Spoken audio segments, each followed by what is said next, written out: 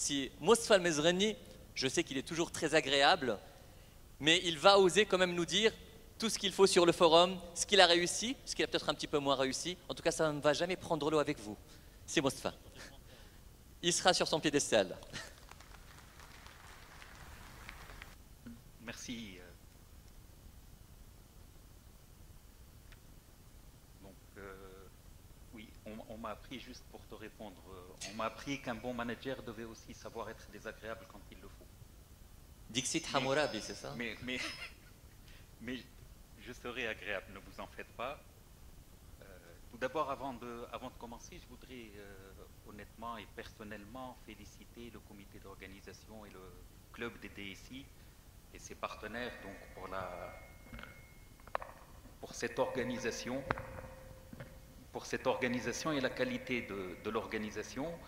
J'ai eu l'occasion d'assister en 2014 au premier forum. J'ai eu l'occasion d'assister par la suite en tant que panéliste et intervenant. Et honnêtement, il y a eu une très belle évolution et c'est une très belle réussite. Même s'il y a certains couacs, de toute façon, ça doit toujours exister. Sinon, il n'y a pas de source d'amélioration, il n'y a pas de potentiel d'amélioration. Et l'année prochaine, ça ne sera pas encore mieux. Voilà, donc je tenais à vous féliciter pour ça. À propos de management, Tarek, mon style de management est aussi de m'imposer. Et donc, quand on me donne un tout petit peu de pouvoir, et je considère qu'aujourd'hui j'en ai, puisque c'est moi qui mène la barque, qui ne va pas prendre l'eau, j'espère, puisque c'est moi qui mène la barque, donc je vais vous imposer mon style. Ceux qui ont faim attendront.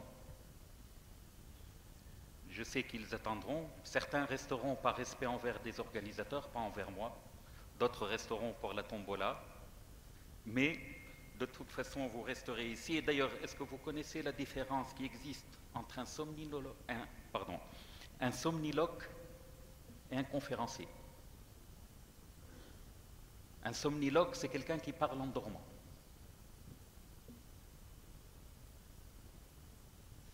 Non. Alors le somniloque parle en dormant, c'est une personne qui parle quand elle dort, et un conférencier, c'est une personne qui parle quand les autres dorment. Voilà. Donc, mais je vais essayer de faire le maximum, même si c'est une synthèse et que vous avez déjà assisté à ces journées, je vais essayer de faire le maximum pour vous tenir éveillés. Tout d'abord, donc, nous arrivons à la fin de ce 5e Forum international des DSI 2018, sous le slogan Think Digital, Be Digital, et j'ai la lourde tâche de vous présenter donc la synthèse. Pour cela, je voudrais d'abord remercier les personnes qui m'ont assisté dans cette tâche. Est-ce qu'on peut diminuer l'écho, s'il vous plaît? Voilà. Donc, je ne suis pas en train de chanter, donc on n'a pas besoin de couvrir que je chante faux.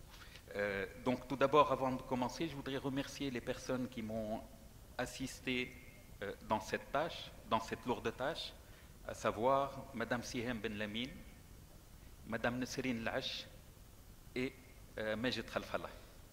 Merci. Donc la 5e session du Forum international des DSI s'est tenue du 16 au 18 octobre 2018 à Hammamet, en présence de plus de 500 personnes, plus de 500 participants, venant d'une vingtaine de pays, majoritairement des pays africains, et avec l'Algérie comme invité d'honneur. Cette session a été organisée sous le thème Think Digital, Be Digital, et cette 5e session du Forum international des DSI a vu la tenue d'une exposition comptant une trentaine d'exposants partenaires et d'un ensemble de rencontres B2B. En plus de ce qu'est un forum, à savoir de fructueux échanges ainsi que des confrontations de points de vue à travers des panels, des tables rondes et des workshops, ce forum a été aussi lors de nombreuses opportunités de réseautage lors des postes cafés et autres activités, de réseautage et de socialisation. Le Forum international des DSI s'installe aussi progressivement comme une opportunité de rencontre, ou plutôt comme une plateforme d'échange entre DSI africains, et ça devient une réunion annuelle régulière donc, pour ces rencontres et pour ces échanges. Donc, je vais maintenant vous faire la synthèse des travaux.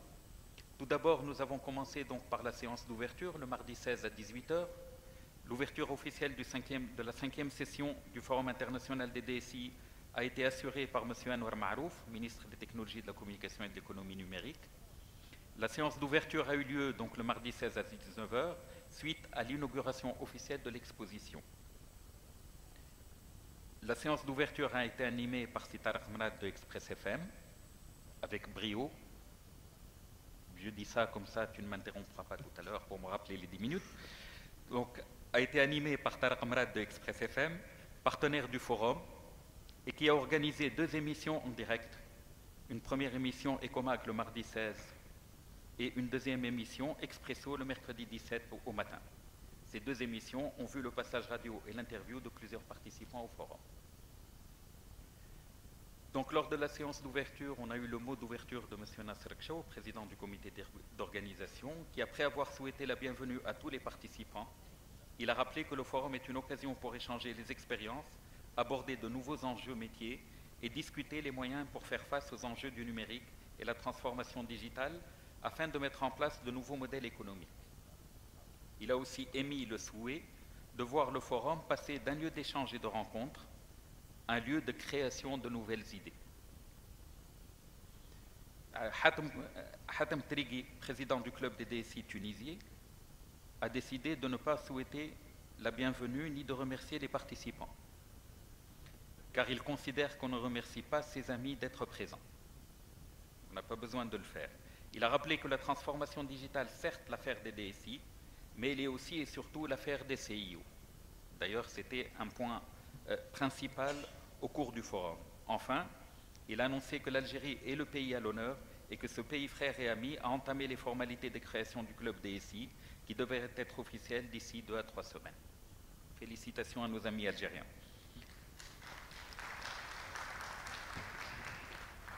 Mehdi Ben Mansour de SAP, donc SAP qui est partenaire diamant du forum. Il a rappelé que SAP était partenaire donc diamant du forum et que ceci est un honneur pour SAP. Mehdi Ben Mansour a rappelé que la transformation digitale est une question de vision et de stratégie d'entreprise et a évoqué des exemples de pays et d'entreprises africains qui ont eu le courage d'aller vers la transformation digitale. Il a dit qu'ils ont eu le courage car it takes courage to digitize. Il a ici rappelé que c'était une question de vision, que c'était la transformation digitale était avant tout une question de vision et de stratégie d'entreprise, qui est un point important.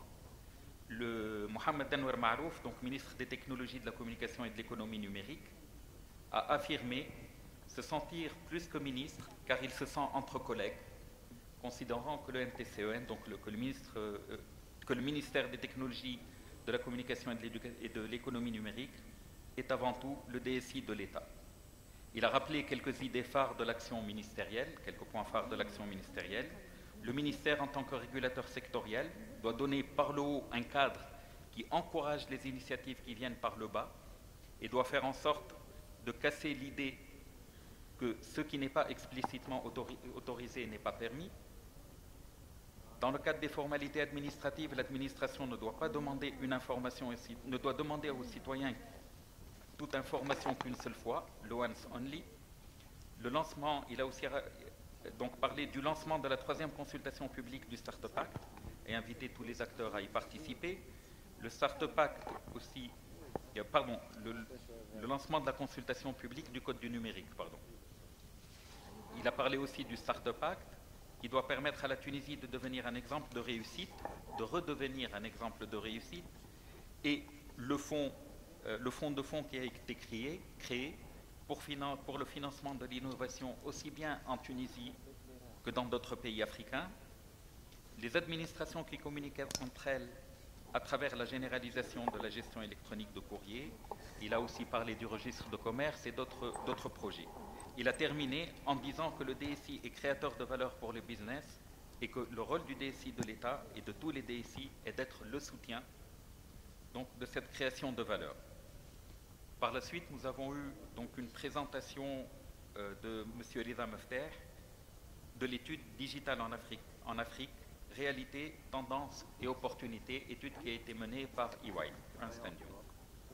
Donc par la suite, la séance d'ouverture a été suivie par un cocktail de bienvenue qui était une opportunité de networking et de réseautage. Le lendemain matin, le mercredi 17 octobre, a eu lieu le démarrage des activités scientifiques du forum avec des plénières et des workshops.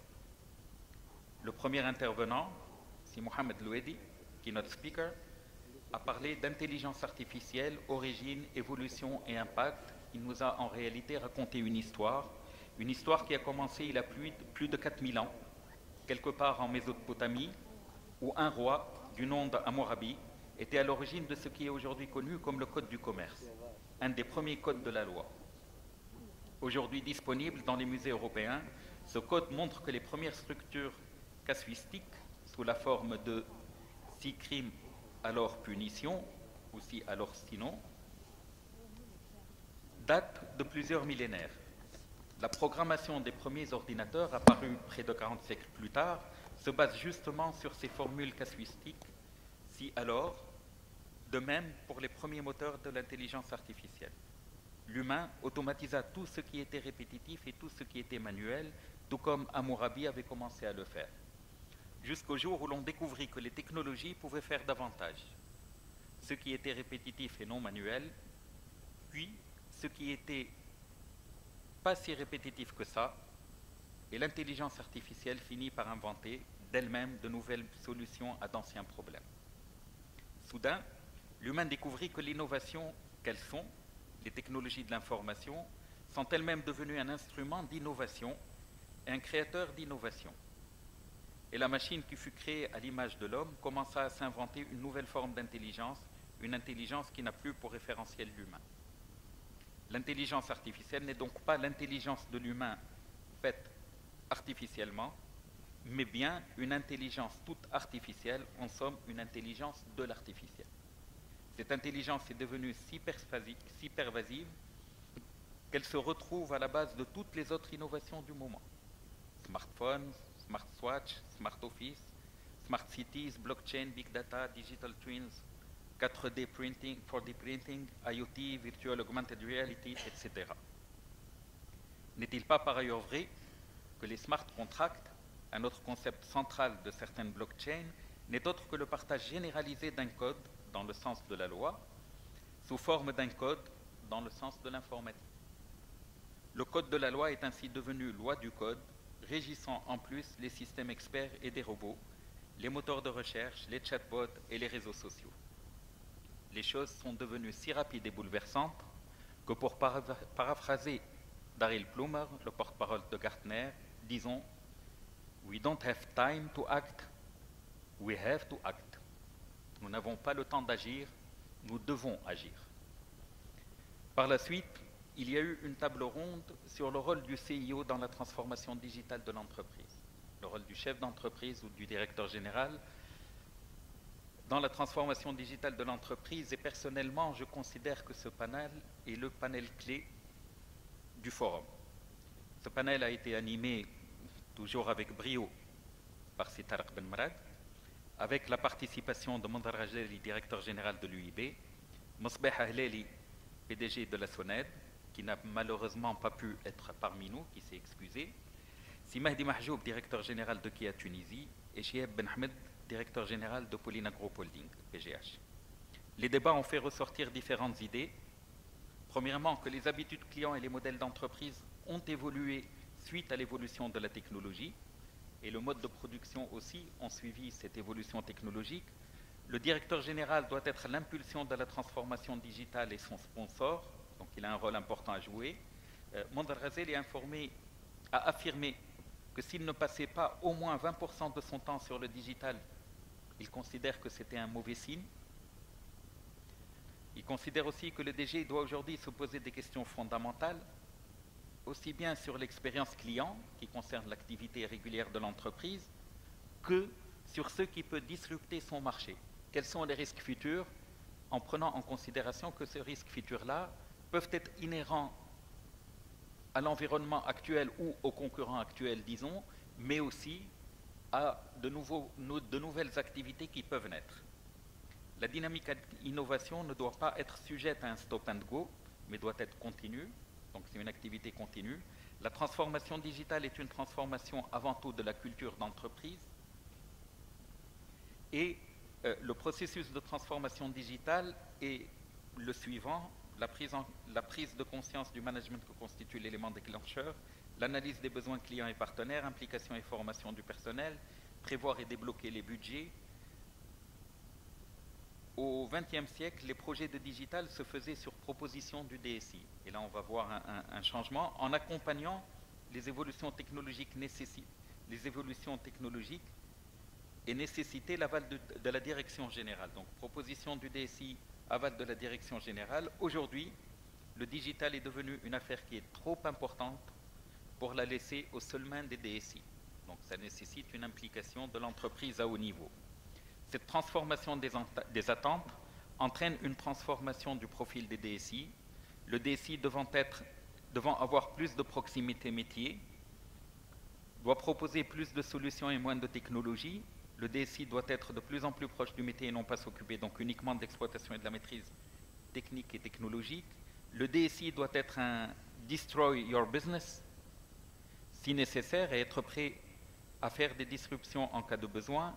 Le DSI doit être plus stratège et impliqué dans la stratégie de l'entreprise et doit être beaucoup plus présent dans les comités de direction et beaucoup plus sur ce qui est faisable et sur ce qui ne l'est pas, par opposition au comment faire. En fin de compte, le DSI doit être technique, stratège, à l'écoute, leader et imprégné par le métier.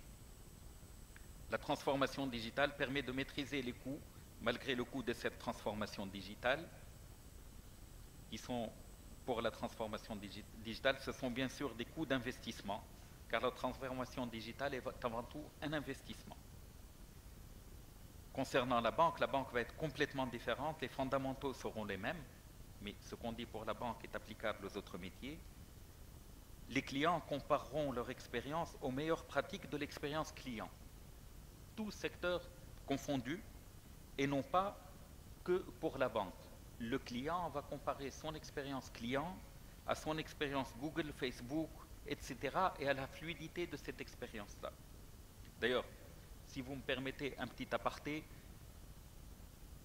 un petit écart, si cela me rappelle le cas de Otis, donc fabricant d'ascenseurs, qui voulant faire évoluer son métier de fabricant d'ascenseurs vers une activité de service, rattaché aux ascenseurs toujours, a débauché le directeur général de Disney pour avoir le meilleur service au monde, tout service confondu.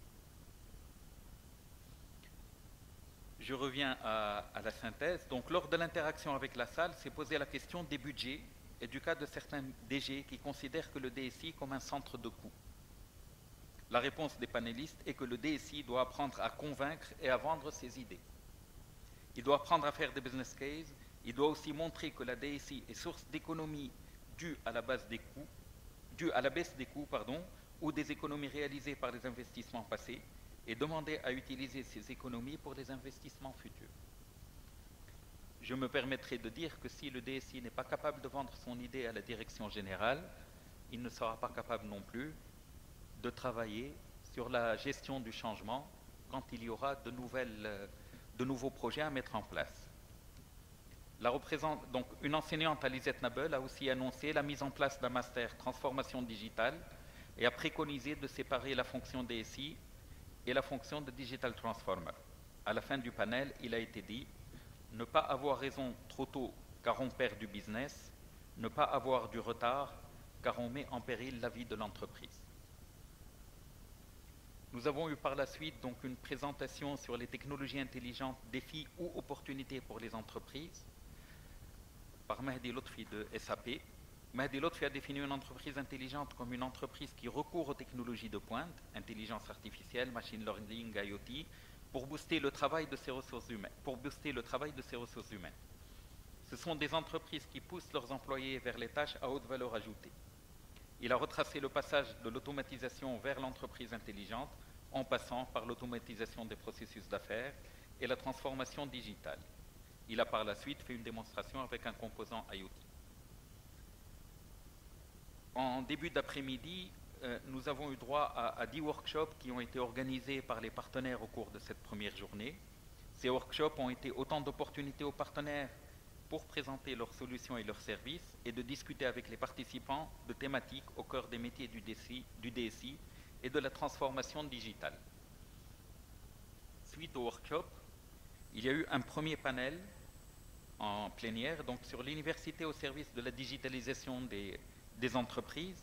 Ce panel a été animé par Mohamedou Diallo, directeur général de CIO MAG, avec la participation de mon professeur Henda Benerzela, que j'ai eu l'honneur d'avoir en tant qu'enseignante donc à l'ENSI, professeur à l'ENSI, Adamou Moussa Saleh, directeur général de l'École supérieure multinationale des télécommunications au Sénégal, Jalel Zine, professeur et directeur laboratoire des signaux et systèmes à l'École nationale d'ingénieurs de Tunis, et Monji Besbes, directeur de l'Institut supérieur des technologies de l'information et de la communication. Le capital humain était le point central de ce panel. À la question sur les formations liées à la digitalisation de l'entreprise, à la question si les formations liées à la digitalisation de l'entreprise sont adaptées ou pas, les panélistes étaient divisés.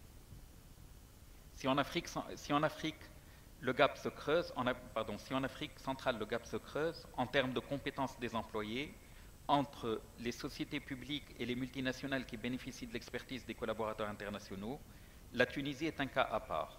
D'un côté, la majorité des chômeurs sont des diplômés de l'enseignement supérieur que les entreprises n'arrivent pas à absorber. D'un autre côté, 5000 postes de licenciés en technologie de l'information ne sont pas honorés à cause d'un manque d'adéquation entre la formation et la demande métier. Il faut voir ici qu'au début on parlait de diplômés en général et par la suite on parle du secteur TI. Monsieur Adamou Moussa Saleh a souligné la nécessité pour les universités de se focaliser sur la formation des 7 domaines stratégiques comme le Big Data, l'IoT ou encore le Data Scientist et de préparer en amont la formation des formateurs pour les organismes hautement qualifiés.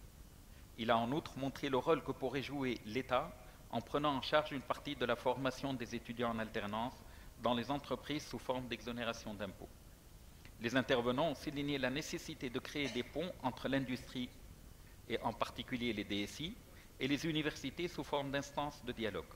Si la création d'un master co-construit impliquant des professionnels est déjà une pratique utilisée dans l'ISTIC par exemple, d'autres universités comme l'ENSI ont créé des comités appelés conseils de perfectionnement de la formation et conseils de perfectionnement de la formation et conseils ou de recherche impliquant des industriels.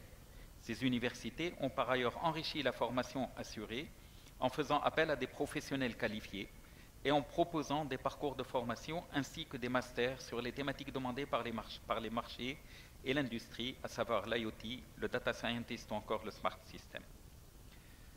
Madame Henda Benerzela a par ailleurs appelé les industriels à une collaboration plus étroite avec les universités pour valoriser les résultats des travaux de recherche obtenus et aider ainsi les sociétés à gagner du temps dans leur processus de transformation digitale.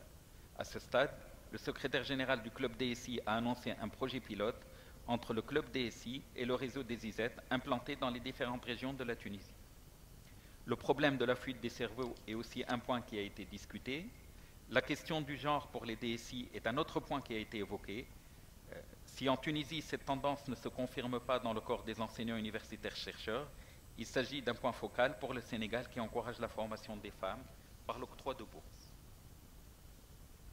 Par la suite, nous avons eu droit à une présentation de M. Michel Raimondo intitulée « Le digital réinvente le Customer Experience ».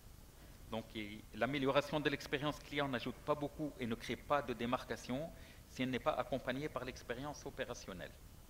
Développer une application pour le client n'est pas une transformation digitale en soi si elle n'est pas accompagnée par un changement des habitudes d'interaction du client. L'écoute client est nécessaire, cependant, avec le changement rapide des besoins clients, elle devient insuffisante. Il est nécessaire d'anticiper sur les besoins clients. Il ne faut pas créer la fonction de transformation digitale indépendamment du DSI. Il faut changer le métier du DSI pour correspondre au métier de la transformation digitale. Les anglophones d'ailleurs différencient entre digitizing et digitalizing. En français, cela correspond respectivement à informatisation et digitalisation. La digitalisation consiste à améliorer et transformer les processus d'affaires par les technologies digitales ou pilotées par la technologie. Par la suite, nous avons eu droit à la présentation de deux expériences, une expérience algérienne ou deux expériences algériennes et une expérience tunisienne. Donc, la première expérience algérienne concerne la gestion des candidatures au concours du doctorat, et c'était l'informatisation du processus d'inscription qui a permis deux résultats escomptés de la transformation digitale. Le premier résultat était la visibilité totale et en temps réel par le ministère pour un processus géré par les universités, donc sur lequel il n'avait aucune visibilité. Et le deuxième résultat, c'était des possibilités de suivi de l'avancement du dossier d'une façon transparente et en temps réel par le candidat lui-même. Nous avons aussi eu droit à une présentation donc, sur la dématérialisation de l'ouverture des comptes bancaires chez la Société Générale Algérie. Ce projet donc, utilise une combinaison de technologies pour dématérialiser totalement le processus d'ouverture de comptes bancaires à l'agence, y compris renseignement de la demande, vérification de la situation client et préparation des outils de paiement, carte de crédit, échiquier, etc., avec une signature manuscrite sur support numérique. Par la suite, nous avons eu aussi droit à une présentation du projet de l'éducation numérique vecteur de la transformation digitale qui a été faite par Siskander Arnier du ministère de l'Éducation nationale. Et il a présenté une solution d'inscription à distance de tous les élèves du secondaire et du collège en Tunisie comme composante d'un plan stratégique de transformation digitale de la gestion des élèves de l'éducation nationale. Le challenge a été réalisé en un temps limité et a touché 900 000 élèves à travers toute la République et a impliqué un ensemble d'acteurs venant de secteurs disparates, des banques, la Poste, les autorités de certification et de sécurité, le ministère de l'Éducation, etc. Ce projet a permis, entre autres, d'initier les Tunisiens, élèves et parents d'élèves, à l'utilisation d'un processus dématérialisé et à faire travailler ensemble des opérateurs qui ne l'auraient pas fait autrement. Jeudi 19 octobre 2018, soit aujourd'hui, qui a mis principalement l'accent sur les ressources humaines. Je me limiterai pour jeudi à vous dire que le jeudi 18 a démarré avec une dizaine de workshops des partenaires et que suite à ces workshops, nous avons eu droit à deux plénières qui ont été organisées avant la présentation de la synthèse et de la séance de clôture. Je ne reviendrai pas sur la séance des deux présentations qui ont été faites. Vous venez de les voir et je ne serai jamais aussi éloquent que ceux qui ont intervenu. Puisqu'on a faim là, vous devriez quand même présenter la blague du poisson rouge, par contre ça, on voudra bien. On va y arriver. C'est prévu, mais je ne pensais pas que tu allais le dire en public, c'était la surprise. Non mais parce que le poisson, il a toujours des arêtes, donc j'avais envie de le dire, arrête. D'accord. Cause toujours. Donc voilà, c'était la fin de la synthèse. J'espère que cette synthèse a été assez fidèle pour représenter donc ce qui a été dit. Mais si vous me permettez, avant de terminer, je voudrais qu'on fasse deux petits exercices ensemble. Ça va être assez rapide. Je vous demanderai de vous lever, s'il vous plaît. C'est pas le temple du soleil, là? Tu me fais peur. Non, c'est pas encore ça. Je vous demanderai de vous lever. Alors, l'exercice que nous allons faire, c'est que, avec votre main droite, je vais vous demander de toucher votre pied gauche. Allez-y. Avec votre main droite, levez votre main droite, s'il vous plaît. Touchez votre pied gauche. Les photographes, pas de photo là. Pas de photo. Voilà, je vais me mettre là. Donc, avec votre main droite, touchez votre pied gauche. Allez-y. Allez-y. Démonstration. Non, je ne dois pas faire la démonstration. Allez-y. Le POC, il y a deux POC possibles. Il y a un deuxième POC qui est comme ça. Voilà. Le le POC le plus simple, c'est celui-là. Pourquoi je vous pose la question? Parce que, en tant que DSI, si vous vous rasseyez, je vais vous redemander de vous relever une autre fois, si vous permettez. Comme vous voulez, mais très rapidement. Pourquoi je vous dis ça? Parce que la transformation digitale vous impose d'aborder les choses autrement.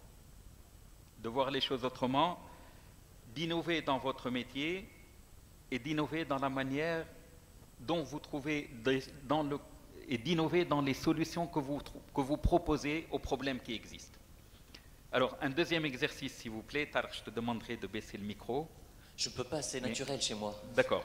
Alors, je vais vous demander de lever les mains. Levez vos mains, s'il vous plaît. Voilà, et applaudissons. Voilà, c'était une manière peut-être bête, mais c'était pour vous demander de faire une standing ovation aux organisateurs de ce salon, de ce forum. Merci.